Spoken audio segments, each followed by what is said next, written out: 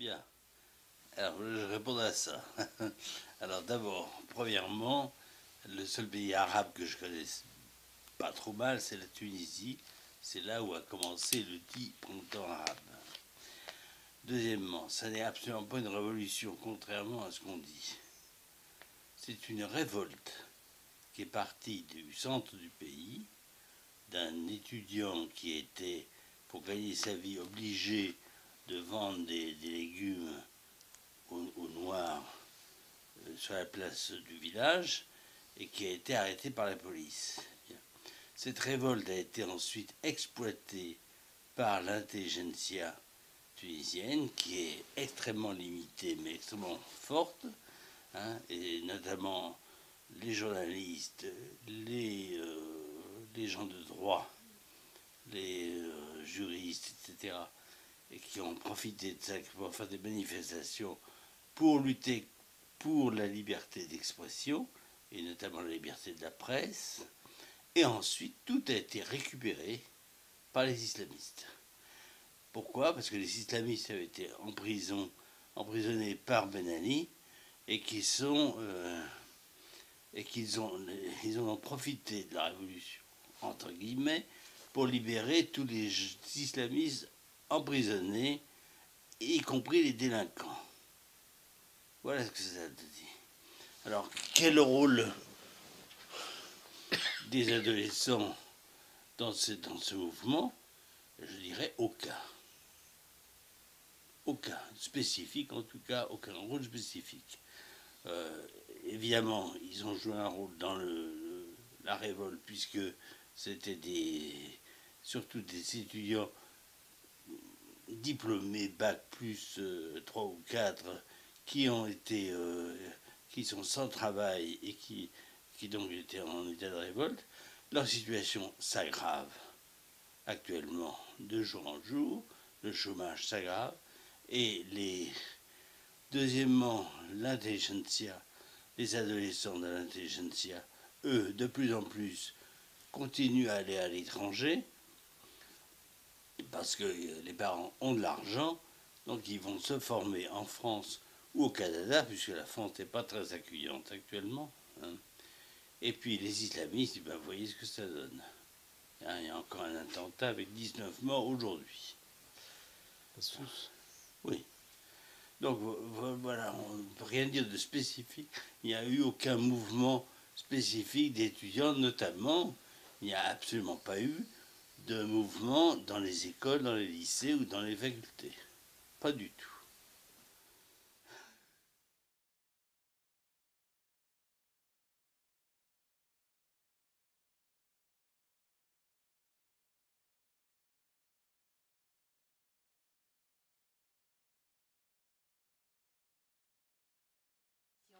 Ça, c'est une question extrêmement intéressante et extrêmement vaste.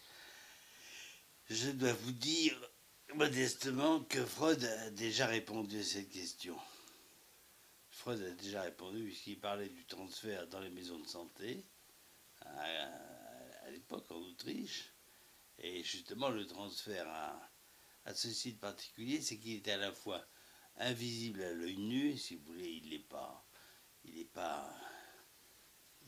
est caché, et en même temps extrêmement efficace dans les actes, puisqu'il entraîne des passages à l'acte. Donc, il est à la fois inaudible pour le commun du peuple, parce qu'il est inaudible comme il est inaudible l'inconscient, et en même temps, c'est lui qui est responsable de passages à l'acte, comme par exemple le fait de claquer la porte et de partir de l'institution, ou au contraire, de faire des miracles dans l'institution. Donc, dans l'institution, le transfert lui-même est extrêmement présent, comme partout, mais il n'est pas contrôlable. Deuxièmement, quand il y a un transfert qui se produit grâce au fait qu'il y a un thérapeute qui a une certaine écoute dans une institution, et bien ce qui se passe, c'est que les autres, ceux qui ne bénéficient pas ou qui n'ont pas voulu bénéficier de cette écoute, sont jaloux. sont jaloux et vont tout faire pour diminuer ce transfert, pour le moquer. Et ça donne des conflits entre les adolescents quand c'est une institution pour adolescents qui sont extrêmement fréquents et là aussi qui sont très peu contrôlables. Donc ce qu'il faut, c'est qu'il y ait aussi, en même temps qu'une introduction de psychanalyse dans l'institution, il faut aussi qu'il y ait un mouvement de l'ensemble de l'institution autour de ce qu'on appelle la psychothérapie institutionnelle, hein, qui existe depuis, en France depuis la Deuxième Guerre et qui a été développée notamment par M. Houry, qu'on connaît bien. Voilà, c'est le seul moyen pour essayer de contrôler quelque chose de l'ordre de la psychanalyse dans l'institution. Justement, le problème, c'est que c'est très difficile. En particulier, quand il y a un thérapeute dans une institution qui a cette écoute-là, qui va écouter donc des jeunes, des adultes, enfin, peu importe, il faut qu'il s'occupe aussi des gens de l'institution. C'est-à-dire qu'il faut qu'il les écoute aussi. Hein, il faut qu'il les écoute aussi et qu'il leur fasse comprendre ce qui se passe. Parce qu'il ne peut pas faire son petit business tout seul dans son coin. Ça, c'est pas possible. Donc il est obligé de faire un travail institutionnel en quelque sorte. Hein, il est obligé d'avoir en tout cas l'accord déjà du chef de service, du directeur. Il est obligé de s'occuper aussi de ces gens-là pour leur expliquer ce que c'est que son métier, ce qu'il fait et à quoi ça sert. Voilà, donc il est obligé de... C'est un double travail. Non seulement il y a le travail avec le patient, mais il y a le travail avec l'institution, en tout cas les gens qui s'occupent de ce patient-là dans cette institution. Donc c'est un travail difficile et compliqué. Je crois qu'on ne peut pas répondre là brièvement sur une question aussi vaste, parce que c'est effectivement la question que nous, en France, nous avons tous rencontré dans des institutions comme par exemple l'hôpital psychiatrique ou des institutions qui n'étaient absolument pas sensibilisées à la psychanalyse. Mais ça, il y aurait beaucoup à dire, hein, tellement on ne peut pas répondre dans le cadre d'une question limitée.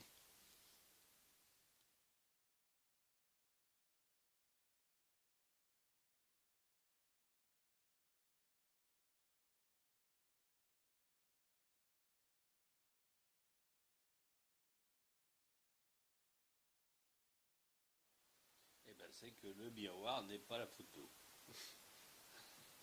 Tout simplement, parce que je vais vous raconter une histoire. J'ai un patient qui est un garçon qui était anorexique et qui m'a expliqué que dans le miroir, il ne voyait que son ventre. Et alors, comme il avait le ventre un petit peu pas très plat, il ne jugeait la nourriture qu'il devait prendre, donc son anorexie, si j'ai bien compris, uniquement en regardant son ventre. Mais il ne voyait pas le reste des membres qui maigrissaient. Hein, parce que le miroir n'est pas la photo. Le miroir, c'est extrêmement subjectif, comme on va le voir demain. Hein, et comme tu l'expliqueras peut-être tout à l'heure. Enfin, c'est extrêmement subjectif, le miroir. Le miroir, on ne voit que ce qu'on veut voir dans le miroir. On ne se trouve pas spécialement maigre. C'est l'entourage. C'est un regard plus objectif et en tout cas extérieur.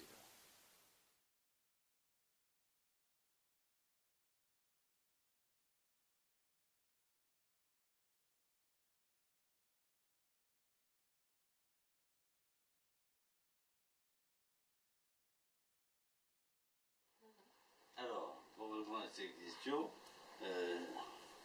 j'ai trouvé une définition de Lacan sur l'identification. Lacan dit l'identification, c'est les transformations chez la personne quand la personne assume une image. C'est-à-dire en quoi le fait de s'approprier une image, une imago, c'est-à-dire des caractéristiques d'autres, hein, peut vous transformer. Hein. Alors ça c'est vrai pour l'identification qu'on appelle symbolique, qui est due à une introjection, hein, pour reprendre le terme de Ferenczi, hein, c'est dû à... Ce n'est pas le fait d'une identification imaginaire. Alors, évidemment, quand on essaie de repérer, bien sûr, les identifications quand on écoute un patient, notamment les identifications précoces. Et précoces à la mère ou au père. Et ça, c'est des choses qui sont, je dirais, structurelles. C'est pour ça que c'est capital de s'en rendre compte et de les comprendre.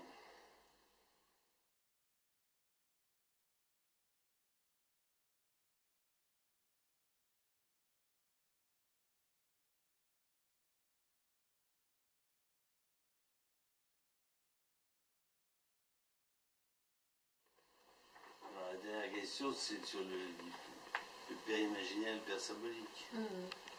Alors bon, ça, c'est aussi une vaste question, mais je ne sais pas si je peux y répondre, parce que le père symbolique, c'est quoi? C'est le nom du père, c'est le signifiant du nom du père, pour les lacaniens. C'est ça le père symbolique. Alors, comment est-il introducté, justement? Comment s'identifie-t-on à ce père symbolique?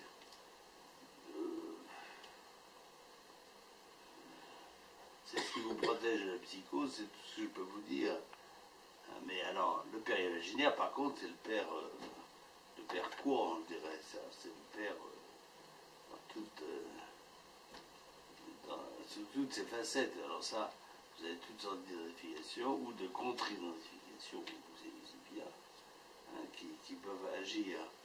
Mais l'identification au père symbolique, elle est indispensable si on veut ne pas être fou. Mais c'est en même temps l'introjection de la loi. Hein, c'est surtout ça qu'il faut comprendre. C'est la loi qui est introjectée, je dirais même malgré le père. C'est-à-dire que c'est pas parce qu'il a...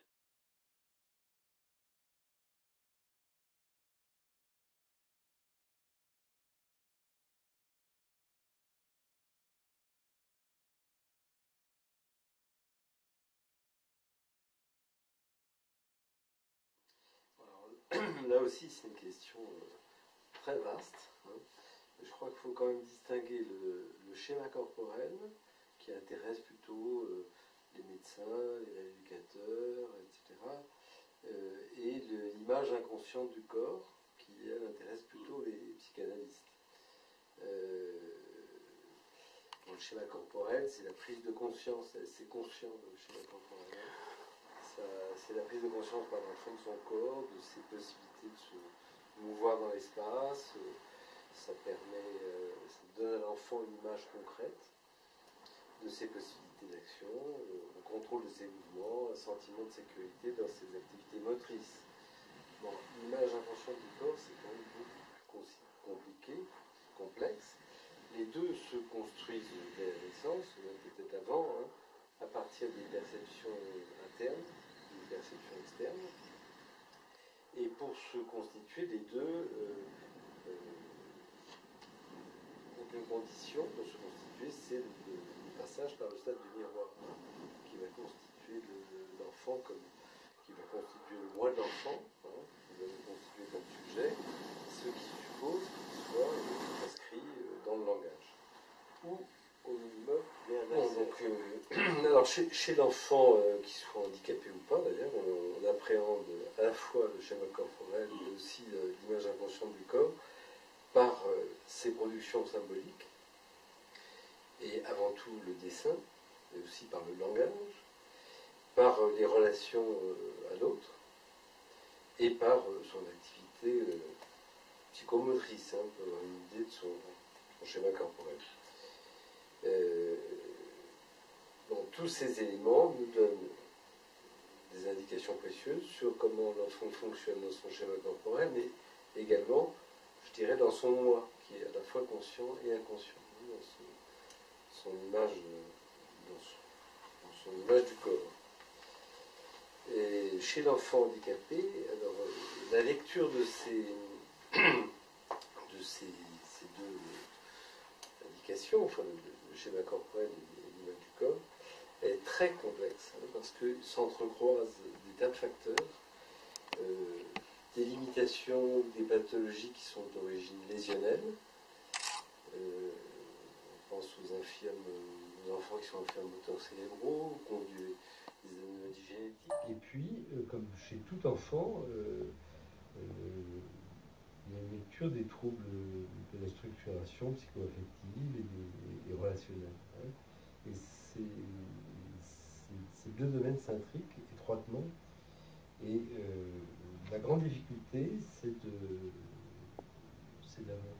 d'avoir une lecture de ces troubles, du schéma corporel ou de l'image du corps, en étant suffisamment ouvert et surtout en évitant à tout prix, en se gardant des liens de cause à effet. Hein, et de dire, voilà, l'enfant a telle limitation dans son schéma corporel, et bien c'est parce qu'il a telle lésion. Ou alors, l'enfant dessine cela ou a un trouble de la relation, et c'est parce que son père ceci, sa mère cela, etc. Je crois que ce qui est très important, c'est d'essayer de garder une image un petit peu pluraliste de ces différentes grilles de lecture. Alors maintenant, l'enfant handicapé, comme disait Winnicott, un enfant, ça n'existe pas. Hein, et il y a des multitudes de sujets, et la clinique que nous avons avec les enfants handicapés, c'est justement, avec l'approche médicale, mais aussi avec la psychanalyse, c'est d'avoir une lecture de garder une lecture la plus complexe possible. C'est justement faire l'éloge de la complexité plutôt que celle de la relation que vous avez faite. Voilà. Je ne peux pas vous donner beaucoup plus. Moi, je suis plus spécialiste des enfants sourds et plurihandicapés qui posent une question assez particulière pour l'accès au symbolique et à la langue. Et ça, on aura peut-être l'occasion d'en reparler.